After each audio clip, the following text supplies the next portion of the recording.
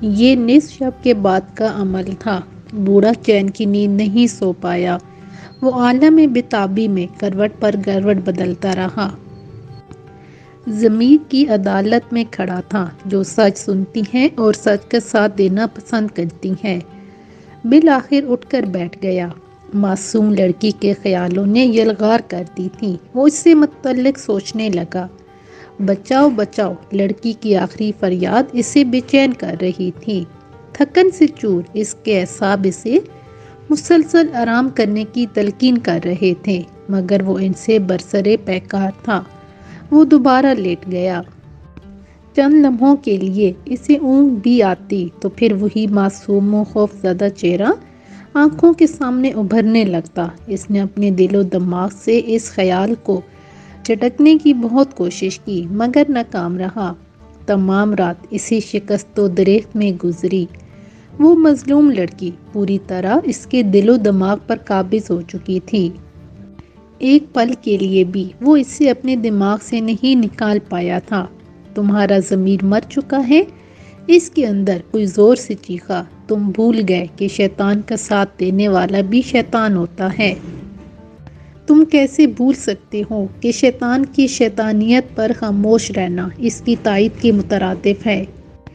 کیا تم خاموش رہ کر پھر کسی بے بس، لاچار، کمزور باپ کی عزت و غیرت کا جنازہ نکلتا دیکھنا چاہتے ہو؟ نہیں، وہ زور سے چیخا۔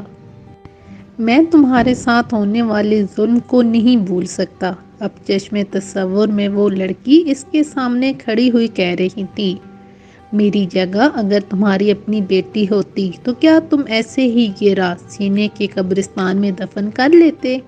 خاموش ہو جاتے؟ بے بسی اور بے حسی کا ایسا ہی مظاہرہ کرتے؟ یہ سوال نہیں، حق کے نشتر تھے جو اس کے دل کو پارا پارا کرتے چلے جا رہے تھے۔ لڑکی کا آہیں بھرتا سسکتا ہوا وجود آہستہ آہستہ دھندلا پڑنے لگا۔ اسے لگا کہ جیسے اس کا دل دنیا کے غبار میں دھڑک رہا ہے۔ اس کی آنکھوں سے امڑتی انصاف کی پکار نے اس کے دل کو جھنجھوڑ کر رکھ دیا تھا۔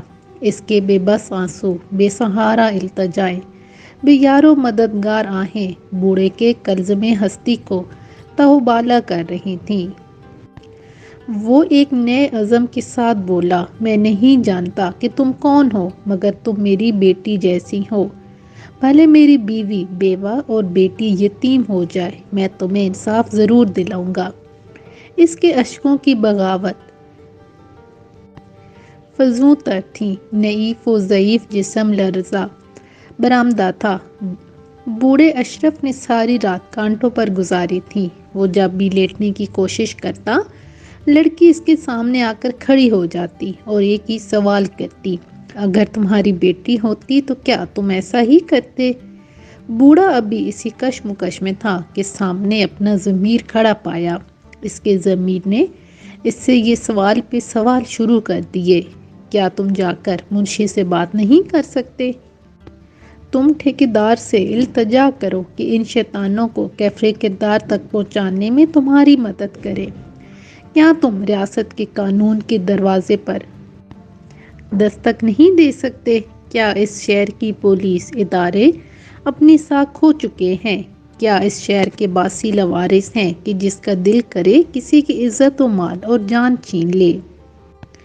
بوڑھا اشرف اپنے ضمیر کے سوالات سن کر چیخ پڑا، یہ بیمار معاشرہ ہے، یہاں کسی کو کسی کی کوئی فکر نہیں ہے۔ تم کہتے ہو کہ میں ٹھیکیدار اور منشی کو ساتھ لے کر ان حیوانوں کو سزا دلوانے کی کوشش کروں، قانون کے دروازے پر دستک دوں؟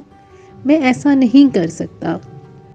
میں کمزور ہوں، غریب ہوں اور یہاں قانون امیر کے دروازے پر دستک دینے والوں کے لیے گرفت کا باعث تو ہے، مگر غریب کے گھر کی عزت پامال کرنے والوں کے لیے نہیں۔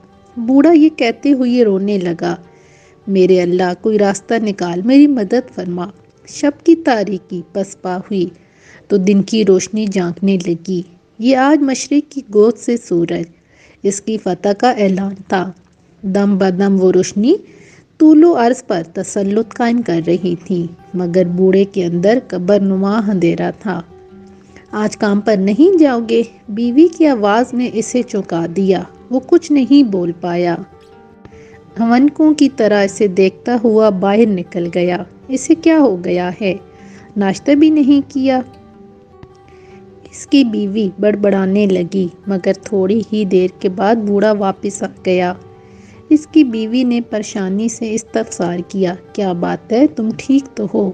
نہیں، میں ٹھیک نہیں ہوں، بلکہ میں تو زندہ بھی نہیں ہوں، مجھے مر جانا چاہیے تھا۔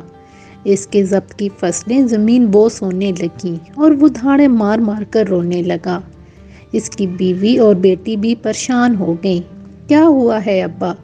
معصوم سمرا اس سے لپٹ کر رونے لگی۔ کچھ نہیں سمرا بیٹی، کچھ نہیں، تم جاؤ کھیلو، مگر گھر سے باہر مت نکلنا۔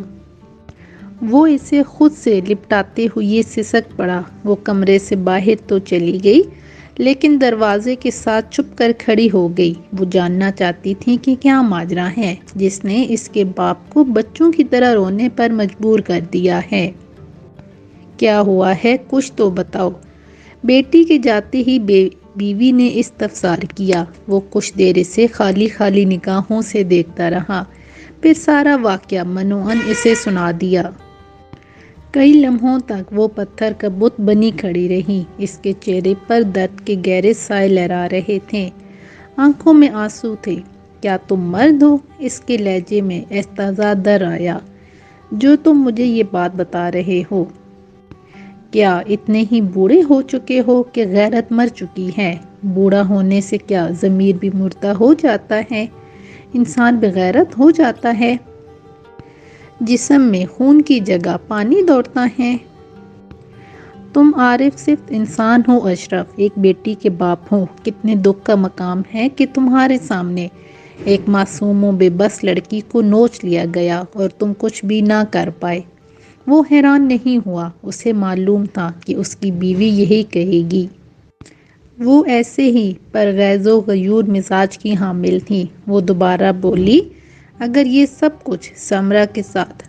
بکواس بند کرو، جو منہ میں آئے بک دیتی ہو۔ وہ دھاڑا، میں اس شیطان کی جان لے لوں گا جو میری سمرا کی طرف میلی آنکھ سے بھی دیکھے گا۔ میں ابھی زندہ ہوں۔ وہ جو پامال ہو کر بے بسی اور بربریت کی موت مر گئی، وہ بھی سمرا ہی تھی۔ اس کی بیوی رونے لگی۔ میں اس معصوم کا بدلہ لوں گا، ہاں میں سمرا کا بدلہ لوں گا، اور تم میری مدد کرو گی، اس نے بیوی سے کہا۔ دروازے کی اوٹ میں کھڑی سمرا رو رہی تھی۔ تا دیر جاں غسل خاموشی کا راج رہا۔ میں آپ کے ساتھ ہوں بابا، یہ سمرا کی آواز تھی۔ وہ اندر داخل ہوتے ہوئے کہہ رہی تھی، میں آپ کا ساتھ دوں گی۔ باطل جتنا بھی کثیر اور طاقتور ہو، وہ حق کے مقابلے میں آئے تو مٹ جاتا ہے۔ بابا، حق پر چلنے والوں کا مددگار اللہ ہوتا ہے۔ ٹھیک ہے میری بچی۔ وہ اس کا ہاتھ تھام کر رونے لگا۔ ہم تمہارے ساتھ ہیں، اس کی بیوی نے کہا، اور اس کا متزلزل حوصلہ ممیز ہو گیا۔ میرے بوڑھے دل میں یہ جو بدلے کی چنگاری بھٹک رہی ہے، یہ ان درندوں کو جلا کر خاکستر کر دے گی۔ ایسا ہی ہوگا، دونوں بیک زباں بولیں۔ مجھے کیا پتا تھا کہ میری بچی اتنی بہادر ہے۔ اس نے احساس تفاخر کے ساتھ بیٹی کی پیشانی چوم لی۔ اسی لمحے دروازے پر دستک ہوئی۔ بوڑھے اشرف نے جلدی سے دروازہ کھولا۔ اس کے دل میں رات والا سانیہ نقش ہو گیا تھا۔ لڑکی کی چیخوں کی بازگشت سنائی دے رہی تھی۔ اس کا خیال تھا کہ شاید اسی سے متعلق کوئی خبر آئی ہو۔ کام پر نہیں آئے چاچا، یہ منشی تھا جو کنسٹرکشن والی جگہ سے معلوم کرنے آیا تھا۔ آ جاؤ، ٹھیکیدار بلا رہا ہے۔ وہ کچھ کہے بغیر اس کے ساتھ چل پڑا۔ بس بے دلی اور عجیب سی بے کلی تھی۔ اسے اپنے چاروں اطراف میں سوگ اور ماتم محسوس ہو رہا تھا۔ کھیلتے ہوئے بچوں کے کہکے اسے گریے کی مانند محسوس ہو رہے تھے۔ وہ کام پر نہیں جانا چاہتا تھا، مگر نہ جانے کی صورت میں وہ رات والے سانیہ کی معلومات سے باخبر نہیں ہو سکتا تھا۔ زیر تعمیر عمارت کے قریب پہنچ کر اسے نظر آیا کہ آج معمول سے زیادہ رش تھا۔ مزدوروں کے چہرے اترے ہوئے تھے، آنکھیں مخمور اور خوف زدہ تھیں، تو انہیں بھی اس مظلوم کے بارے میں معلوم ہو چکا ہے۔ اس نے اذیت سے سوچا اور اسے جرجری سی آ گئی۔ پکھیا اور اس کے 3 ساتھی بھی موجود تھے اور بہت غیر مطمئن لگ رہے تھے، کہیں یہ بوڑھا اپنی زبان نہ کھول دے۔ پکھیا نے خدشہ ظاہر کیا، میرا خیال ہے وہ ایسا نہیں کرے گا۔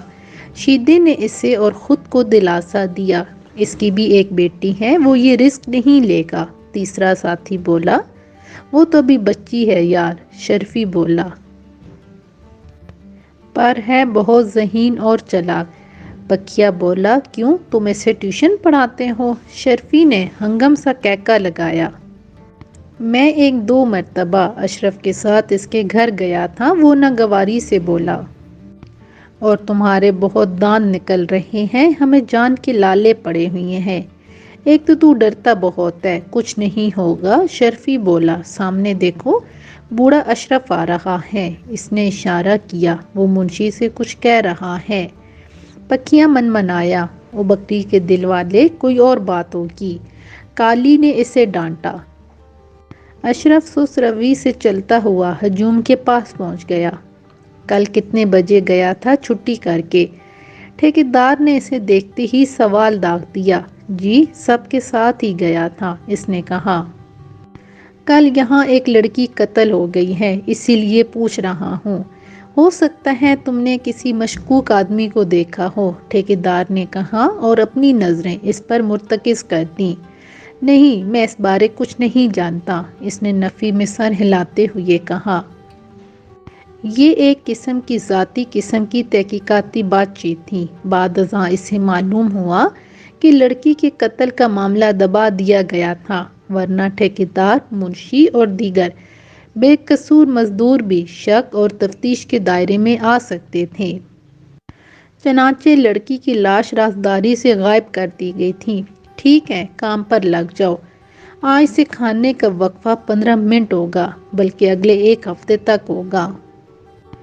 دیگر مزدوروں کے ساتھ پکھیا اور اس کے ساتھی بھی کام پر لگ گئے۔ وہ اب قدرے مطمئن نظر آ رہے تھے، جبکہ بوڑھا اشرف بدستور رنجیدہ تھا۔ کھانے کا وقت ہوا تو منشی کی آوازیں آنا شروع ہو گئیں۔ جلتی جلتی کھانا کھا لو، آج کوئی نہانے نہیں جائے گا اور نہ ہی کسی سے رات والے معاملے پر کوئی بات کرے، ورنہ وہ خود ذمہ دار ہوگا، منشی کہہ رہا تھا۔ لعنت ہے تمہاری بے حسی پر، اشرف بڑبڑایا۔ کھانے کے بعد، سگریٹ چائے کے بعد سب دوبارہ کام میں جت گئے۔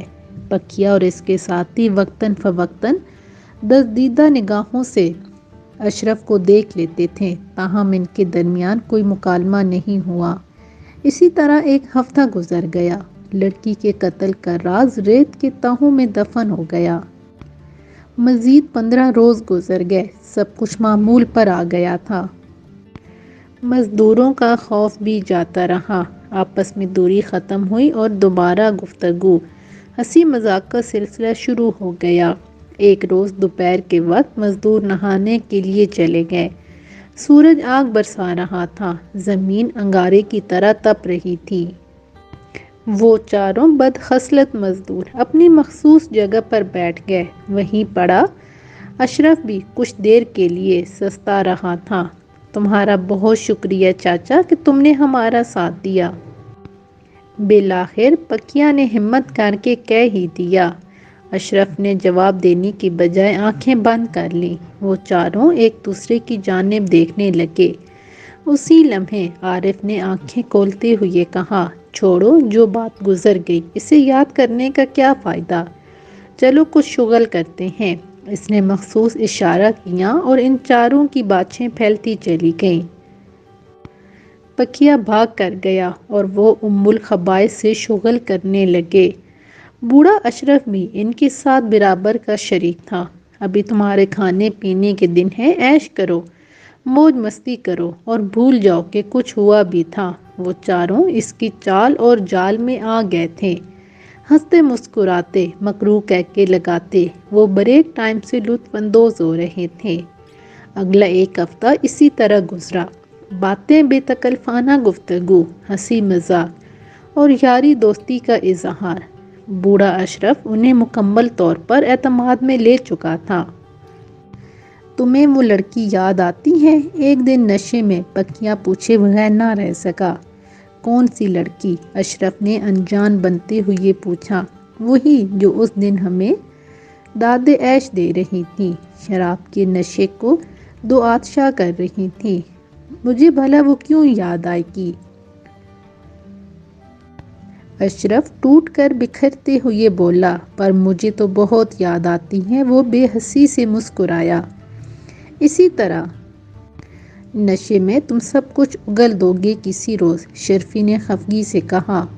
ایسا کچھ نہیں ہوگا، یہ بات مرتے دم تک میرے سینے میں رہے گی۔ اس طرح کی باتوں میں کافی وقت گزر گیا اور پھر اپنے کام پر لگ گئے۔ آگ برساتا سورج آسمان کی اوٹ میں روپوش ہونے کی تیاری کر رہا تھا۔ تھکے ماندے مزدور بھی گھروں کو لوٹنے کے لیے پر تول رہے تھے۔ تفریحی پروگرام کے مطابق پکیا اور اس کے ساتھی یہیں رکنے کا ارادہ رکھتے تھے۔ بوڑھا اشرف بھی اس تفریح کا حصہ بننے والا تھا۔ یہ اس کے انتقام کا حصہ تھا۔ سارا منصوبہ وہ کئی دن پہلے ترتیب دے چکا تھا اور گزشتہ دن اس نے اپنی بیوی سکینہ اور بیٹی سمرہ کو بتا دیا تھا۔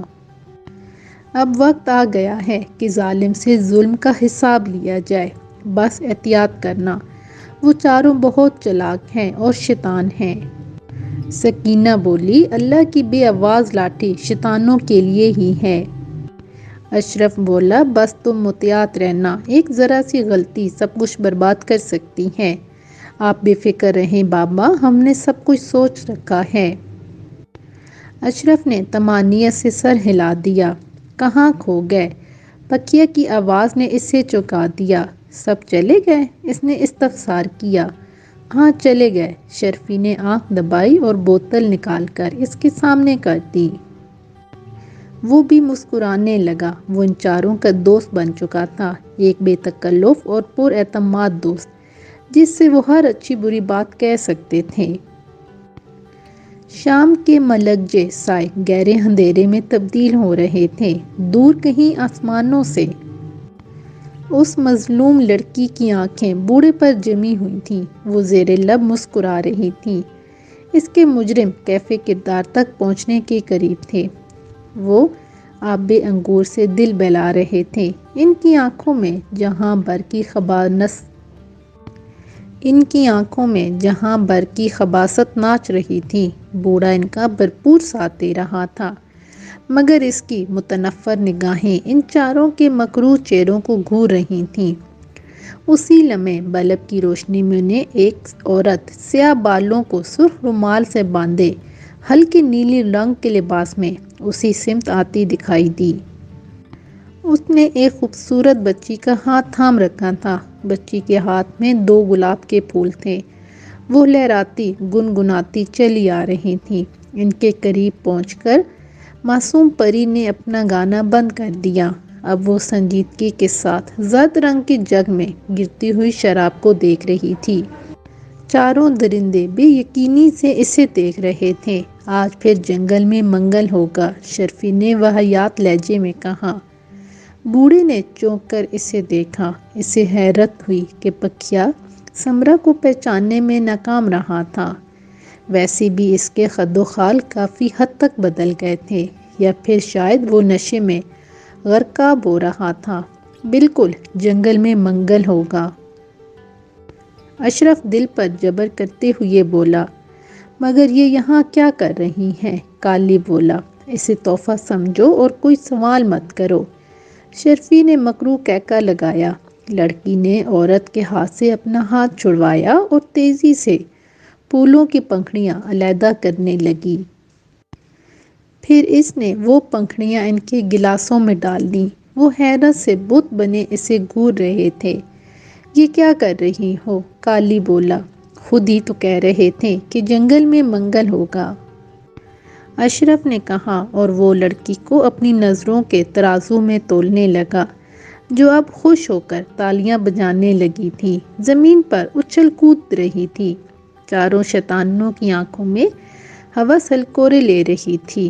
بوڑھی سکینہ ایک طرف کھڑی کسی گہری سوچ میں مستغرق مگر محتاط نظر آ رہی تھی۔ کیا کر رہی ہو پاگل لڑکی؟ سکینہ نے غصیلی آواز میں بیٹی کو پکارا۔